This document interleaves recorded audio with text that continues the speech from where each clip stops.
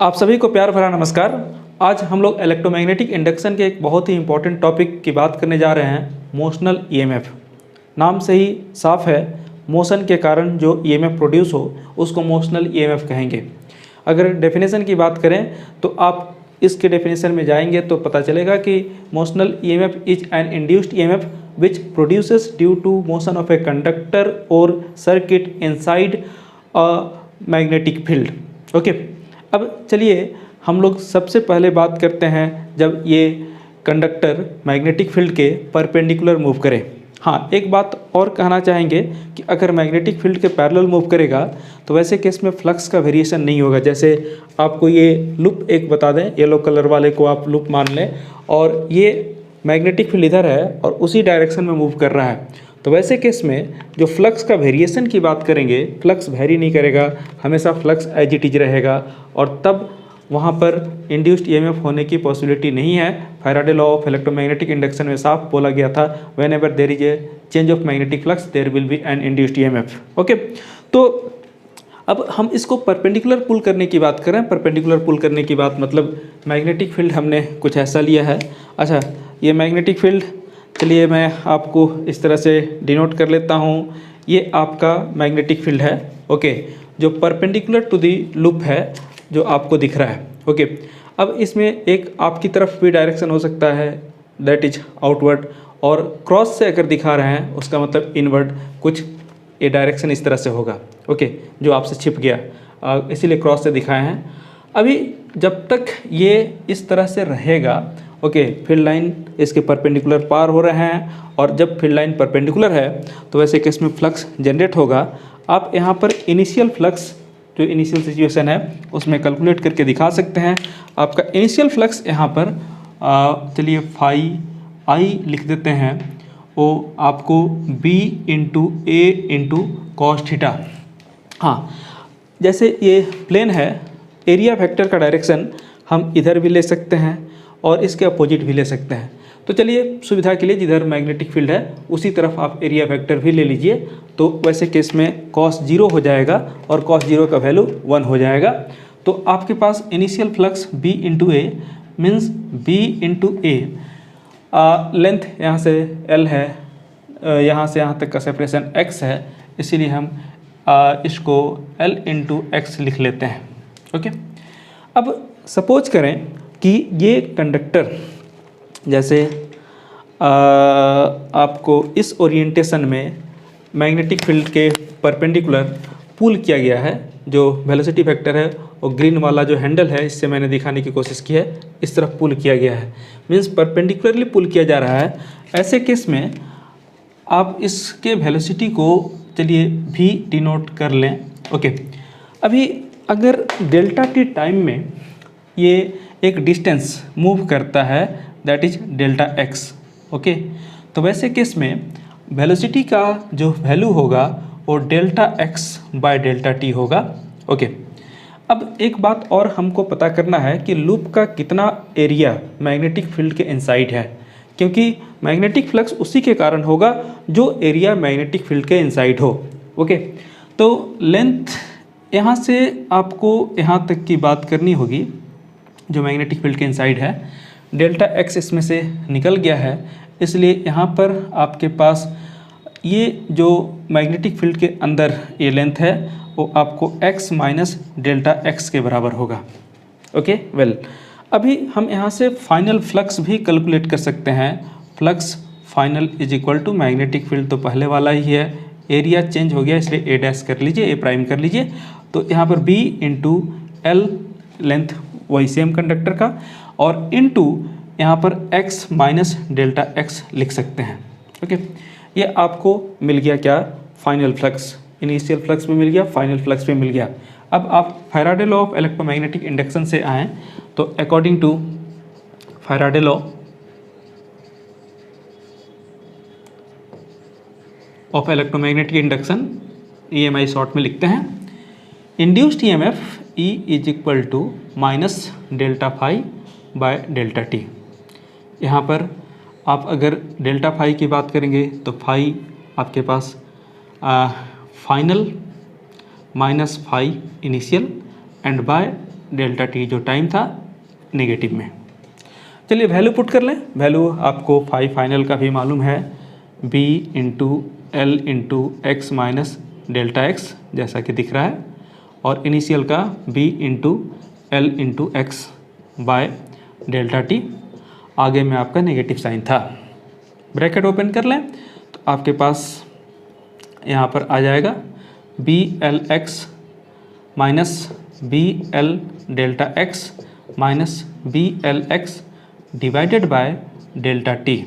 Okay, इस b l x को cancel कर दें तो कैंसिल करने के बाद से आपके पास यहाँ जो रिजल्ट आया minus minus plus b l delta x by delta t.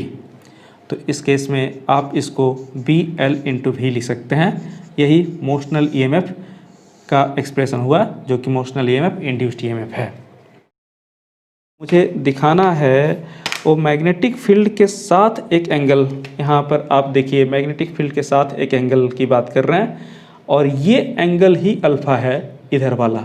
Okay, ये मैग्नेटिक फील्ड के साथ वाला एंगल अल्फ़ा है, और इस एंगल के साथ अगर उसको मूव किया जाए, ओके, तब क्या हो इसकी बात कर रहे हैं। हाँ, ये थोड़ा सा आपको अंदर की तरफ इस तरह से दिखेगा। ओके, और ये वेलोसिटी वेक्टर हो गया मैग्नेटिक फील्ड के साथ वाला एंगल।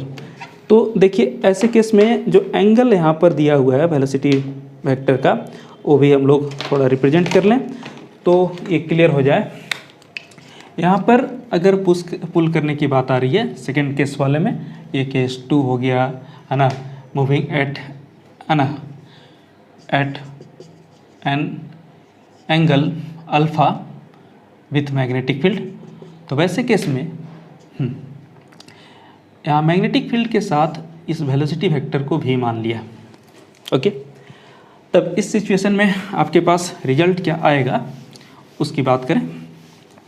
यहाँ पर इस वेलोसिटी वेक्टर को अगर हम कंपोनेंट में तोड़ें तो एक कंपोनेंट इस तरफ टूटेगा जो कि v cos एंगल अल्फ़ा ये है, इसलिए यहाँ पर भी साइन अल्फ़ा होगा, और मैग्नेटिक फील्ड के तरफ जो प्लेन की तरफ नहीं है वो अंदर उस तरफ है जो दिख नहीं रहा है, वो कितना होगा तो भी cos अल्फ़ा।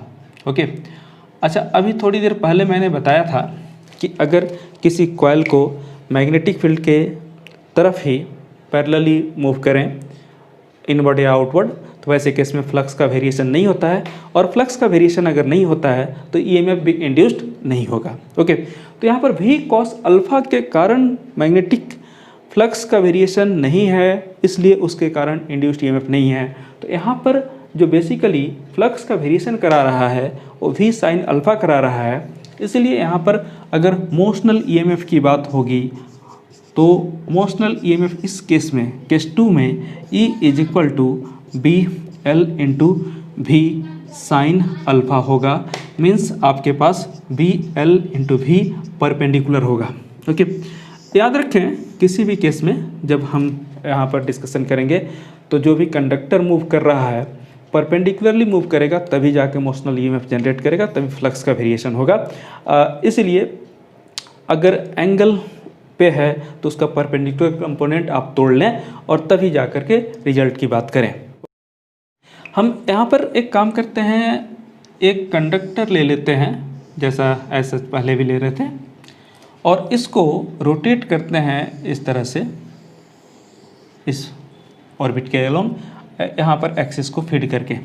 ठीक है, इस एक्सिस के अबाउट ए एक्सिस पिवटेड है, इसके अबाउट रोटेट कर रहा है। यहाँ पर वेलोसिटी की बात करेंगे अगर v है, ओके, तो लेंथ एज पहले ले रहे थे वही ले लीजिए l। ठीक है, अगर ये l लेंथ है, l लेंथ है और v वेलोसिटी से मूव कर रहा है, तो वैसे केस में इसकी वेलोसिटी की बात है ना l इंटू ओमेगा होगा, क्योंकि ओमेगा एंगुलर स्पीड होता है और l रेडियस के जैसा काम किया। अभी अगर मोशनल ईएमएफ की बात करें, जैसा कि एक्सप्रेशन यहाँ पर लिखा भी हुआ है आपका, तो मोशनल ईएमएफ में बी एल भी होता है। अगर हर जगह वेलोसिटी इक्वल होता तो मोशनल ईएमएफ फिर से यही होता, हमको वही लिख देना होता। बट यहाँ पर हर जगह वेलोसिटी सेम नहीं होगा। जैसे ही आप इस पॉइंट पे आएंगे वेलोसिटी कम हो जाएगा, और मान लीजिए कि ये आप Vx लिख रहे हैं, यहाँ से यहाँ तक का डिस्टेंस x लिख लिया, तो यहाँ पर Vx कंपोनेंट वाले का ये x इंटू ओमेगा होगा। चलिए यहाँ पर एक छोटा सा एलिमेंट है ना कट कर लेते हैं और इसकी बात पहले कर लेंगे।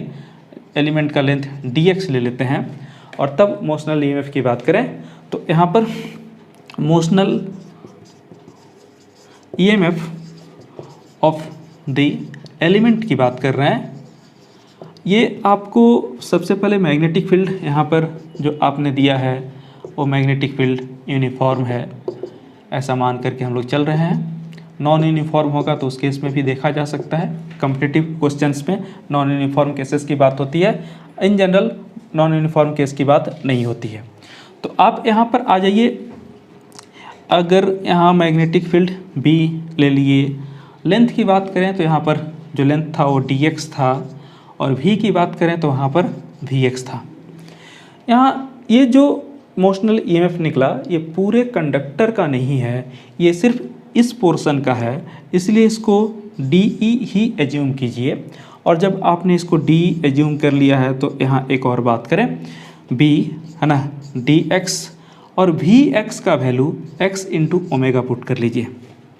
अगर आपको टोटल ईएमएफ चाहिए उस कंडक्टर में, ओके, तो टोटल ईएमएफ को फाइंड करने के लिए आपको इंटीग्रेट करना होगा। E is equal to integration है ना B dx into x omega. जो कांस्टेंट है वहाँ से आप बाहर निकाल लीजिए। कांस्टेंट आपको यहाँ B मैग्नेटिक फील्ड यूनिफॉर्म लिया था, omega angular velocity, constant angular velocity से इसको रोटेट कर रहे हैं। अगर मैग्नेटिक फील्ड यूनिफॉर्म नहीं होता तो उसको हम इंटीग्रेशन से बाहर नहीं निकाल पाते। और लिमिट की बात होगी, ये x dx हो गया और x का वेरिएशन सेंटर से लेकर के पेरीफेरी तक, मतलब x का वेरिएशन जो होगा 0 से लेकर के L तक होगा। बस इसको इंटीग्रेट करके वैल्यू पुट कर लीजिए। b ओमेगा ये तो x²/2 हो गया और यहाँ पर 0 से L तक हो गया। इसको अगर आप पुट करेंगे तो b ओमेगा L²/2 ये मोशनल ईएमएफ का एक्सप्रेशन हुआ जब कोई भी कंडक्टर या लूप या डिस्क किसी भी मैग्नेटिक फील्ड में रोटेट किया जाता है। तो अभी इसी एक्सप्रेशन को थोड़ा सा हम लोग अरेंज करके लिखें।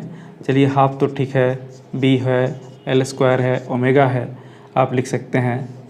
अभी आप एक और काम कर लें, इसको half into b into L into L omega लिख लें, L² को L इंटू L, तो आपको हाफ b L, और देखिए L ओमेगा वहाँ पर भी लिखा हुआ है, यानी half b L v।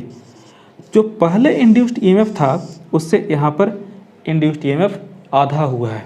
Okay, अब इसको लॉजिकली भी आप चाहें तो जस्टिफाई कर सकते हैं।